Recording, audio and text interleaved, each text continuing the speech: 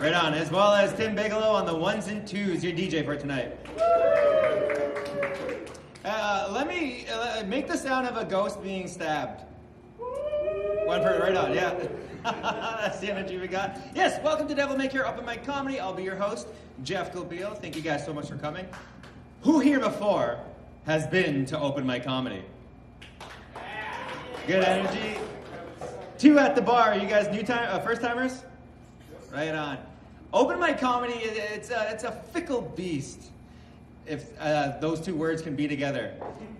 You got some pros who are on the lineup right now. They're going to be trying some jokes, refining some old ones, making them good, and then taking them out into the world and performing them on professional shows.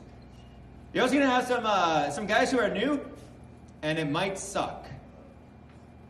And it might be really good. We're going to be supportive either way, right? We're going to be supportive either way, right? Right on. I had a very important question posed to me by the bartender, and if anyone has any suggestions, please yell them out. How do you survive this level of cold in Winnipeg? You don't, you just accept it. Exactly, that was my answer. Anyone else have a cooler answer? Anyone else have a fireplace at their home? Yeah, radiator, a spot heater under your desk, and just sleep at your computer desk like a Twitch streamer. And an electric torch. You got a what? An electric torch. What's an electric torch? Like a little electric thing that provides heat, generates heat. Oh, like on Better Call Saul? Yeah. That one dumbass who burns his house down? Don't do that.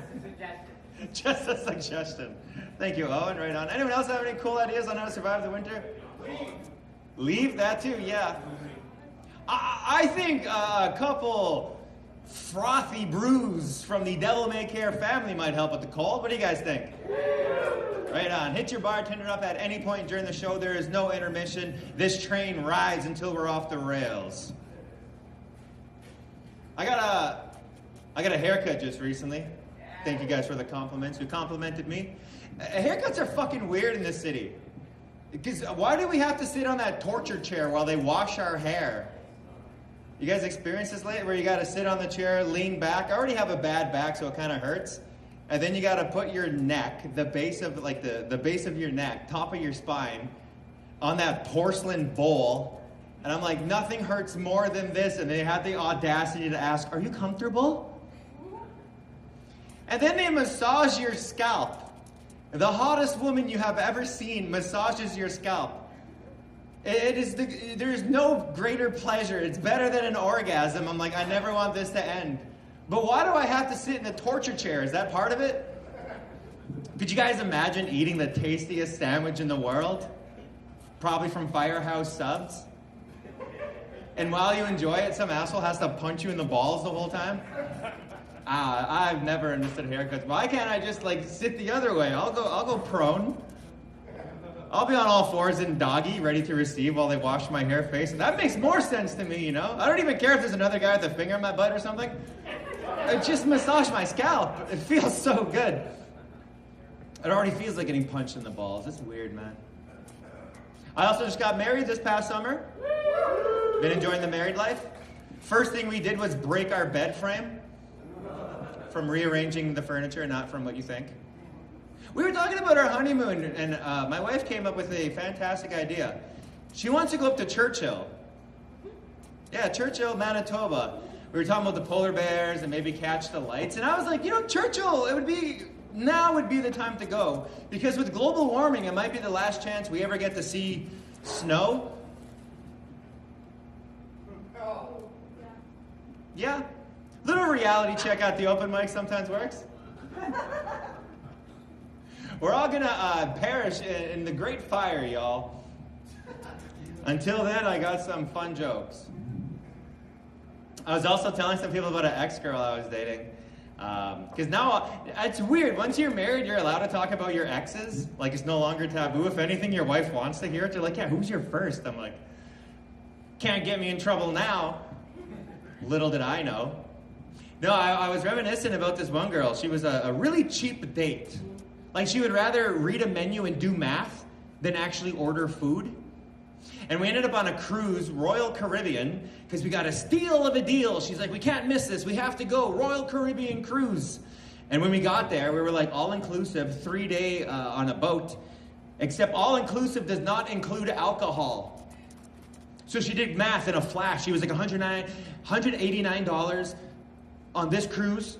We had to drink more than 31 drinks in order to be saving money. I was like, it's a cruise. Fuck that. I'll double it.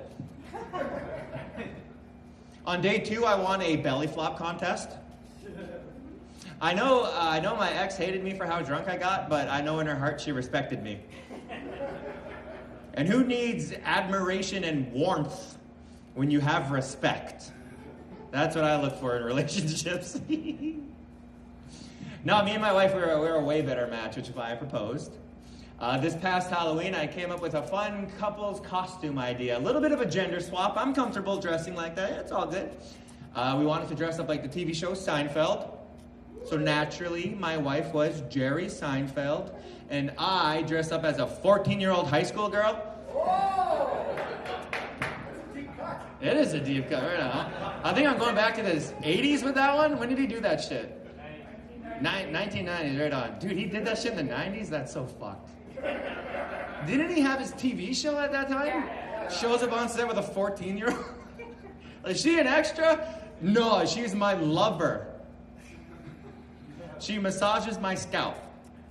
Both heads. It's kind of rapey. I shouldn't have said that. I take that last one back. Pull the sheet. Is that a Seinfeld reference? Oh, pull the chute.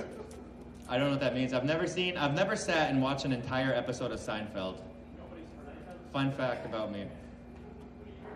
Someone recommended the AC episode. He carries an air conditioning unit. It sucked. I hated it so much. The parking garage, I think that was the episode. Yeah. You guys talking about suggestions for how to stay warm in winter? Because that's the only reason we should be talking, right, guys? I've been hanging out with Pat too much, man. I got my teacher vibes going on. And now we got a baby in the audience. This is a great night. I recently received a gag gift. It was a little bizarre, a gag gift. My friend got me slippers that were a recreation of realistic human feet. And in these slippers were individual toe holes that your toes have to go into, otherwise you can't wear the slippers. So I took my shoes off, my socks off, I put on the slippers, and I thought it'd be funny, take a photo of the realistic feet slippers, send him a photo and be like, look, I'm gonna start an OnlyFans account for my feet. I'm gonna call it Only Feet. My coworker, in front of other coworkers, walks over, he's like, hey man, Only Feet's a scam, you're gonna wanna use Feet Finder. I was like, oh my fucking God, do you know what you just said? I think you just outed yourself for being one of those like feet fetish people. Do they have like a nickname or something? A foot guy? I don't know, it's weird. And he's like, I'll tell you what, if you end up posting those photos, little piece of advice, don't wash your feet. I'm like, dude, could you be any more gross? He likes them dirty, man. I'm not gonna start an OnlyFeets account. I'm gonna call it Dirty Dogs. Dirty Dogs, yo. I'll be cheap too, $3 for the first 3 months. Whoever laughed at that has OnlyFans subscriptions. That was a very specific reference. You might hear it tonight, you might not. The reason it's top of mind is because there's a few comics in the open mic scene who like to do jokes about fucking people's moms. This is my issue, it hurts my heart. Because I grew up with a very pretty mom, and I knew because in high school everyone would be like, hey Jeff, later I'm gonna fuck your mom after the volleyball game. And I hated it. Even in the wild, I could be at like a 7-Eleven or a Porter's Place and like big native dudes who recognized me would come up to me and like, hey Jeff, you still got your mom's number? I gotta give her a shout, I might be your dad. But then after she passed away, this still continued to happen. Guys would still stop me and be like, you got your mom's number? And I'd be like, yeah, plot 452. Feel free to stop by and leave some flowers, Dad. Rip on me for years. I got the last laugh. One more joke, we'll get the show started. More of a story, if you guys will indulge. I got a very special Christmas gift this year. For Christmas, I got jumped in Osborne Village. Some people have heard this one, but it's a fun tale. I should say right off the hop, not a single stab wound. I did it. You can only joke about stab wounds if you've, evaded them. No, that's the thing. It was me and Scott K. We were leaving a comedy show, and I had killed the set. I was really happy. I came out of the venue, and I looked across the street, and there was Kawaii crepe. And I was like, I'm going to go get me a crepe, because I like life, like enjoying things. So I go to Kawaii crepe, and I got me the crepe with a scoop of ice cream and some chocolate drizzle, and then whipped topping. And I was like, this is going to be delicious. And as I left Kawaii crepe, this guy stops me, and he goes, who gets ice cream in wintertime? And I said, and I quote, me. To which the guy replied, hey man, fuck you. I was like, dude, what the hell, man? So I looked at his buddy, because there was two of them, and I'm like, is your friend okay? And he's like, keep walking, pussy. I couldn't really argue with him because I got sprinkles. It's kind of hard to boss up on two guys when they're threatening you while you're holding ice cream. I'm like, you guys are so lucky this is melting. Otherwise, it would be on. I like doing the thing where you bite the bottom of the crepe and you kind of like funnel the ice cream soup in your mouth. I was looking forward to that when I decided, I told these guys, I'm like, you guys are fucked. I'm out of here. And I turned to the left, at which point I got tackled by a third friend who I didn't clock, a woman. And the worst part about the whole ordeal, I dropped my ice cream. I was like, oh. So I'm looking down at my ice cream. I'm like, maybe if I pick it up from this angle, like I grew up on welfare, right? We save ice cream. No ice cream wasted. So I'm looking, maybe if I catch it from this angle, maybe if I pick and scoop up it. And I looked up and dude, they flanked me. I was surrounded on a Monday in Osborne Village about to be jumped. And I was like, I feel 17 again. This is fantastic, y'all. So anyways, I started taking these licks. They're throwing shots, they're kicking, they're spitting, they're pushing. And I'm like, these guys must be drunk or high or something. Because it was really weak. It was like getting hit like like whatever. It was like being smacked by a child. I'm like, this sucks. So I'm up against the wall, I'm taking all these hits, and I realized I might have a responsibility not to hurt them. So I put my hands against that brick wall, and I just kind of skedaddled out of there. And got away. It wasn't an issue. When one of them goes, yeah, go call your boys, little bitch. And I was like, oh my God, my boys. So I pulled up my phone, and they're like, he's calling back up. Bring your boys, we'll take you all on. And I was like, my boys, first of all, it would take them 5 minutes to make their cars warm up. 2 minutes to put on their shoes. We all got bad backs.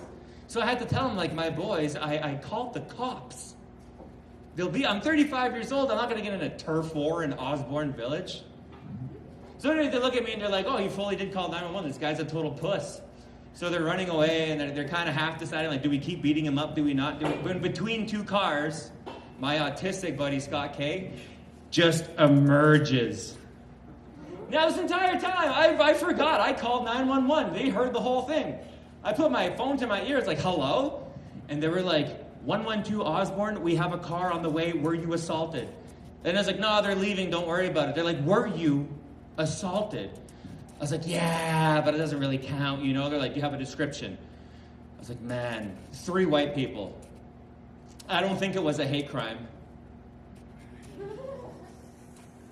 When Scott K just goes, give me the phone.